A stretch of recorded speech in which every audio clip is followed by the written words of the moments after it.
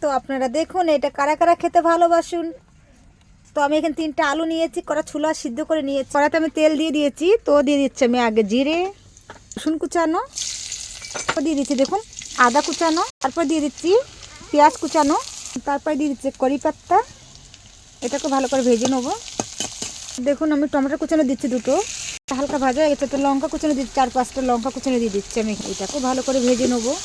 তারপর দিয়ে দিচ্ছি দেখুন ছোলাগুলো।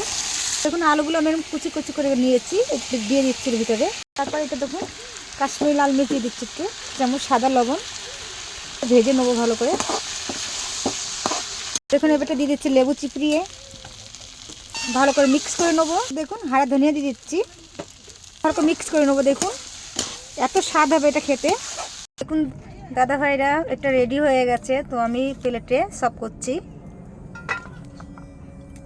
দেখুন এখানে দিচ্ছি ডাল চানাচুর, তারপর দিচ্ছি এমনি ঝাল চানাচুর। দেখুন এর সঙ্গে হয়ে গেছে চা, আর এর সঙ্গে হয়ে গেছে এই যে চাট।